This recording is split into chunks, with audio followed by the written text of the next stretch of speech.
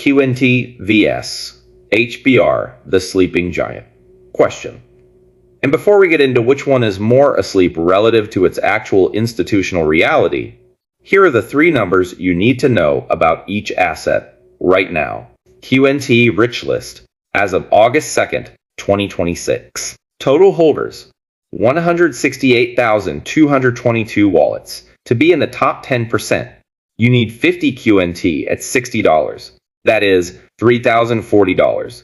To be in the top 5%, you need 105 QNT at $6,400. To be in the top 1%, you need 603 QNT at $36,683. HBAR Rich List from the latest community snapshot. To be in the top 10%, you need approximately 1,200 HBAR at 7 cents. That is $84. To be in the top 5%, you need approximately 5,000 HBAR at $350.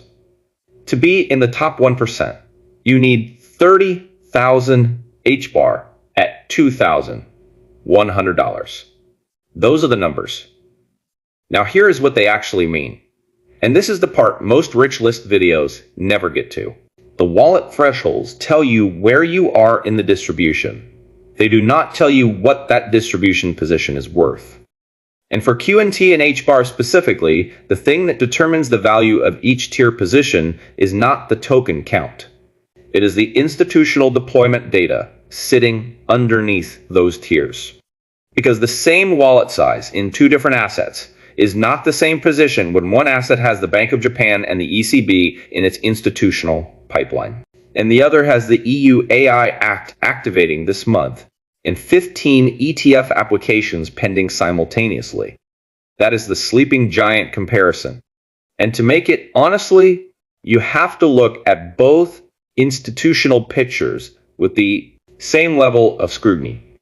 Let's start with QNT, because the distribution showing 168,000 total wallets and a top 1% threshold of $36,000 for 603 tokens is the most concentrated supply structure in the ISO 20022 ecosystem.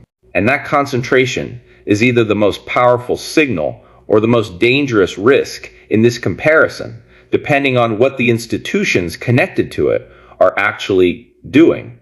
QNT's flagship product, Overledger OS, acts as an API gateway that connects over 45 public and private blockchains, including Bitcoin, Ethereum, Hyperledger Fabric, and emerging CBDC networks, without the security risks of